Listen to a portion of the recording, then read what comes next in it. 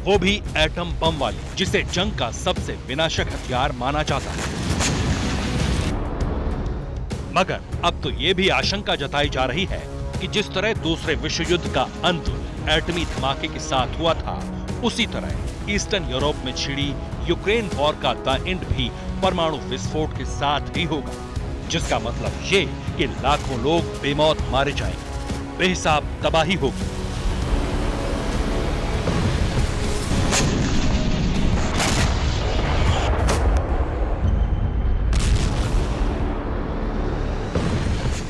एक अंग्रेजी अखबार द हिल की बिग एक्सक्लूसिव रिपोर्ट में यह दावा किया गया है कि यूक्रेन वॉर न्यूक्लियर धमाके के साथ खत्म हो सकती है। रूस जल्द ही एटमी वॉरहेड का इस्तेमाल कर सकता है। बेलारूस बॉर्डर से भी यूक्रेन पर परमाणु हमले की तैयारी है।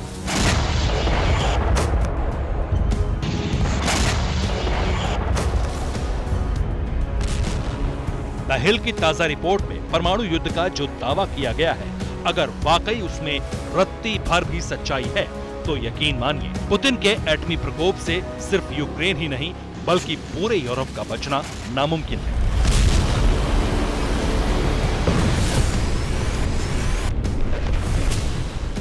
क्योंकि रूस पहले ही ये वार्निंग दे चुका है कि जो भी देश यूक्रेन के साथ खड़ा है, उसकी सैन्य मदद कर रहा है, उसे पुतिन बख्शने वाले नहीं है। और मौजूदा वक्त में पूरी दुनिया ये बात जान रही है कि यूक्रेन के सपोर्ट में सबसे ज्यादा यूरोपीय देश और नाटो है, जिसकी सीधी अदावत रूस के साथ है।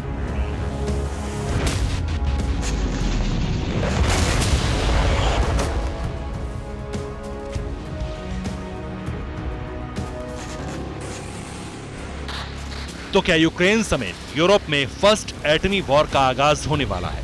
क्या यूरोप पर साल 2022 में पहला न्यूक्लियर बम फट सकता है?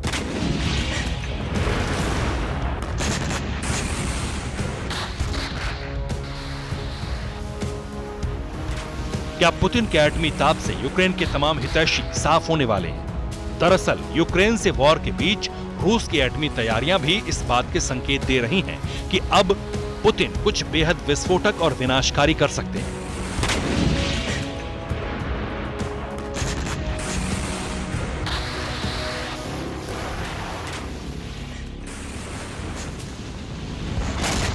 प्रेसिडेंट पुतिन की एटमी तैयारी नंबर 1, लंबी दूरी तक मार करने वाली सैटर्न 2 मिसाइल तैयार। प्रेसिडेंट पुतिन की एटमी तैयारी नंबर 2, यूक्रेन बॉर्डर के पास रूस की न्यूक्लियर मिसाइलें तैनात हैं।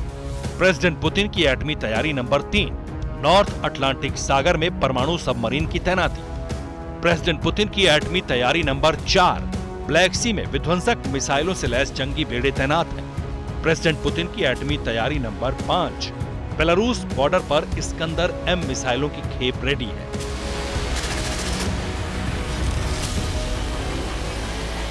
आपको बता दें कि कुछ महीने पहले क्रेमलिन की बिना पर यह दावा किया गया था कि यूक्रेन, यूरोप और नाटो के खिलाफ रूसी डिफेंस ने करीब 4477 न्यूक्लियर वॉरहेड्स को एक्टिव किया है। यूक्रेन और यूरोप बॉर्डर के पास एटमी वेपन्स की तैनाती भी की गई।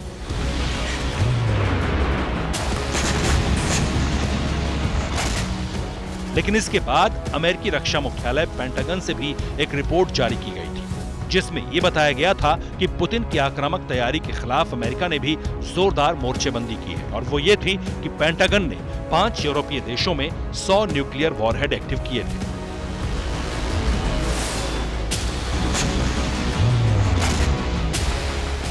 और ये सभी देश नाटो सदस्य थे और अमेरिका के सहयोगी। जानते हैं पेंटागन ने अपने परमाणु वेपन्स की तैनाती कहां-कहां की थी?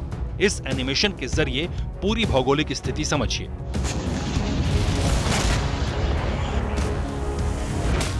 जर्मनी, इटली, तुर्की, बेल्जियम और नीदरलैंड, जहां महाशक्ति ने अपने 100 से ज्यादा न्यूक्लियर वॉरहेड्स को तैनात किया था। इतना ही नहीं, सुपर पावर ने अपने सहयोगी यूरोपीय देशों से अपने अपने परमाणु जखीरे को अपग्रेड करने के लिए भी कहा था।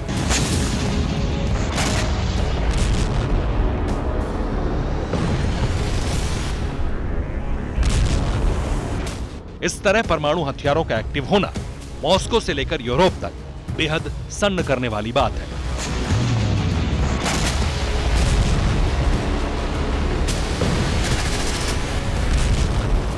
मगर इससे ये भी साफ हो चुका है कि रूस हो या फिर अमेरिका, हर किसी ने अपने एटमी हथियारों का टारगेट फिक्स कर दिया है। कहां से न्यूक्लियर प्रहार होगा, कहां परमाणु बम फट सकता है, इसका ब्लूप्रिंट तैयार किया गया है।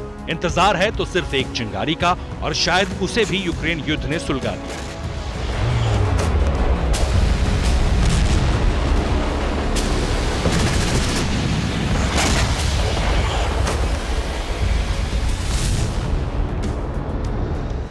खबर यूक्रेन के ज़ेपोरिजिया से सामने आई है। वो ये कि ज़ेपोरिजिया के न्यूक्लियर पावर प्लांट पर ड्रोन से हमला हुआ। जानते हैं ये ड्रोन स्ट्राइक किसने की? यूक्रेन की आर्म्ड फोर्स ने, क्योंकि मौजूदा वक्त में ज़ेपोरिजिया के कुछ इलाकों पर रूसी सेना का कब्जा है, और जिस जगह ये न्यूक्लियर पावर प्लांट था वो रूस के कब्जे वाला इलाका है।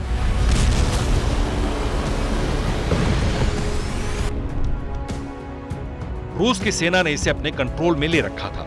बस फिर क्या, यूक्रेन आर्म्ड फोर्स ने 3 ड्रोन के जरिए ज़ेपोरिजिया के न्यूक्लियर पावर प्लांट पर हमला कर दिया।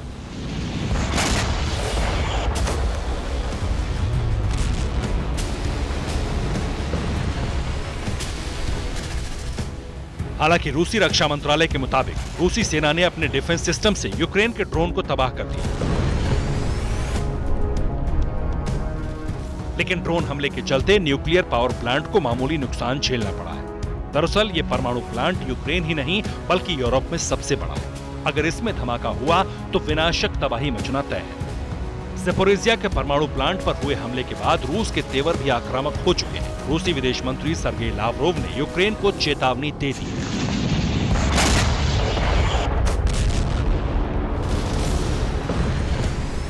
रूसी सेना अब पूर्वी डोनबास रीजन या फिर लुहांस्क तक ही नहीं रुकने वाली।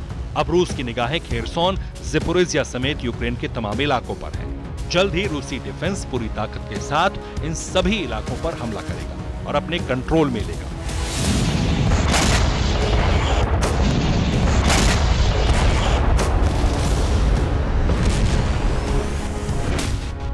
मतलब यह है कि रूस का फोकस पहले यूक्रेन पर कब्जा करना है, उसके बाद यूक्रेन के मददगारों, जिनमें सबसे बड़ा नाम ब्रिटेन और पोलैंड का है, उन पर भी परमाणु बम गिरा सकता है, एटमी प्रहार कर सकता है।